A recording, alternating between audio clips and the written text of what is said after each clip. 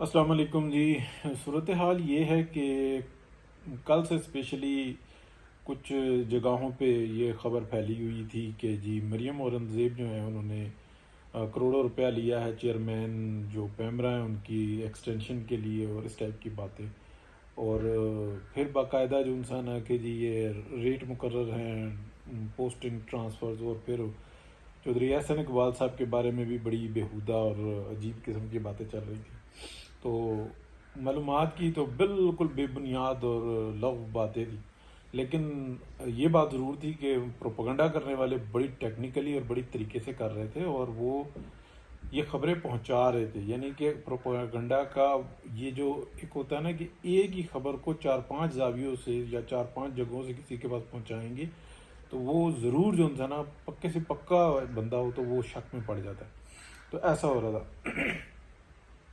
اچھا، یہ جو کولیشن گورنمنٹ ہے جس کو ہیڈ کر رہی ہے پی ایم ایل این، اس کے بارے میں بالکل واضح بتائیں کہ یہ حکومت پرفارم کرنے سے زیادہ یہ اس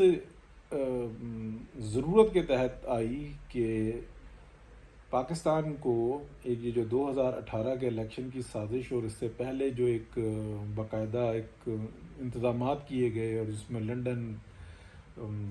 میٹنگ اور یہ ساری چلی جاتی ہیں، پھر کینیڈا پلان اور یہ سارے جو ان سے نا مل کے چلتے ہیں دھرنے، اور پاکستان کے اوپر ایک ناسور کو مسلط کیا گیا اور اس نے پاکستان کو کھانا شروع کر دیا، پاکستان کو ڈیفالٹ کرنا، کشمیر انڈیا کے حوالے کرنا، پھر موجودہ جو کشمیر ہے اس کی حیثیت کو وہ چیلنج کرنا۔ تو ڈاکٹر جو دندان ساز ہیں علوی صاحب صدر پاکستان، انہوں نے تو یہ کہہ بھی دیا تھا نا کہ ہمیں اپنے پاکستان کشمیر کی پڑ گئی۔ اسی طریقے سے بد اخلاقی پھیلانا، بے راہ روی کا شکار کرنا، تاریخ اور پاکستان کی زراعت کا بیڑا غرق کرنا، یہ سارے اس حکومت کے پروگرام کا مین حصہ تھے جو پی ٹی آئی کی حکومت تھی۔ اس سے جان چھڑانا مین مقصد تھا اس حکومت کا۔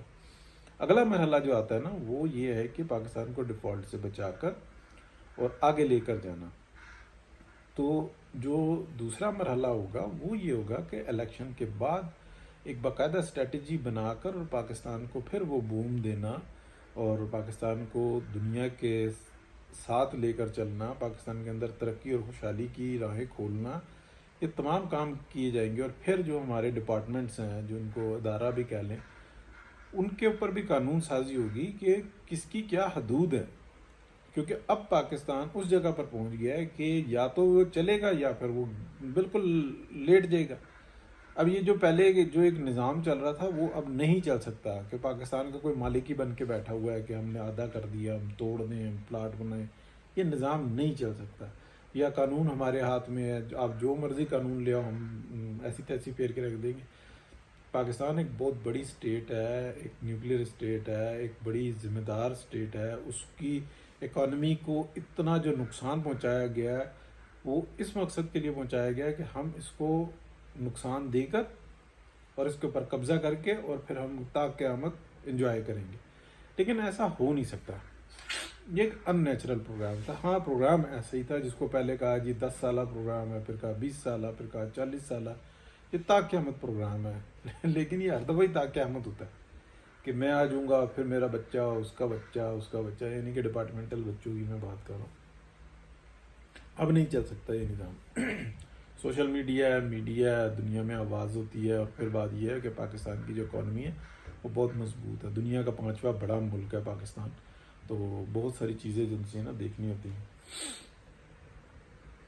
اچھا، یہ جو پروپیگنڈا کل سے جو جس کا سٹارٹ ہوا ہے، یہ بھی یہ جو ایک جو دوغلی جنگ ہے نا، یعنی کہ 5th جنریشن وار، یہ اسی کا ہی ہے۔ اور باقاعدہ یہ بتایا گیا کہ یہ جو پی ایم ایل این کی جو حکومت ہے یہ کرپٹ ہے،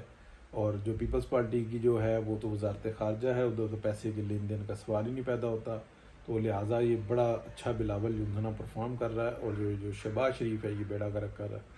اب شہباز شریف کے مزاج کی بات نہیں تھی، لیکن انہوں نے ذمہ داری پکڑ لی، جو بھی ہے اس پہ آپ اختلاف کر سکتے ہیں۔ وہ میاں نواز شریف کا کیونکہ نام لینا بھی اب جو انسان ہے وہ اپنی توہین سمجھتے ہیں، وہ ووٹ کو عزت دو کی بات نہیں کرتے، تو یہ تکلیف دہ بات ہوتی ہے، جبکہ جو ووٹر سپورٹر اور جو پی ایم ایل این کا کارکن ہے وہ ان باتوں کو بڑی اہمیت دیتا ہے۔ بہرحال یہ جو کل سے جو پروپیگنڈا ہے یہ ایک نیا ہے، یعنی کہ یہ فائنینشیل کرپشن کے الزامات ہیں، اور پاکستان کے اندر جو عدالتیں ہیں وہ تو الزامات کے اوپر ہی کام دکھا دیتی ہیں، وہ تو کہتی ہیں بس ٹھیک ہے الزام لگا دیا عمران خان نے، اب دوسرا ثابت کردہ پھر، اور پھر جو دوسرا ہے جو عمران خان ہے یا ان کے جو فیورٹ ہیں وہ کوئی پکوڑے بیچنے والے کاغذوں کے اوپر بھی کچھ لکھ کر لے آئیں تو وہ کہتے ہیں کہ یہ ٹھیک ہے، لیکن جو نون لیگ ہے، جو محب وطن لوگ ہیں وہ ویریفائڈ پیپر لے کے آئیں اور وہ ویریفیکیشن ہمارے کوالٹی کے مطابق ہونی چاہیے۔ پاکستان نے کی عدالتوں نے یہی کام کیے ہیں نا پاناما کے اندر، تو آج پاکستان کا یہ حال ہوا۔ تو بہرحال تکلیف دہ صورتحال تھی، میں نے کہا اس پہ بات کی جائے۔ یہ جو پروپیگنڈا ہے اس کے اوپر ضرور جو ہے پی ایم ایل این کو چاہیے کہ اس کا نوٹس لے، اگر اتنی بڑی ذمہ داری اٹھائی ہے جیسے کہ پچھلے 3-4 دن سے بالخصوص اور پیچھے تقریباً 2-3 ہفتے سے بالعموم مفتاح اسماعیل صاحب پہ ناجائز قسم کی جو ہے تنقید ہوتی رہی، حالانکہ وہ بڑا اچھا پرفارم کر رہے ہیں، جو اسحاق ڈار صاحب ہیں ان میں اور مفتاح اسماعیل صاحب میں زمین آسمان کا فرق ہے، لیکن یہ سارا جو ہے مشاورت کے ساتھ چلا جا رہا ہے۔ عجیب و غریب قسم کی کہ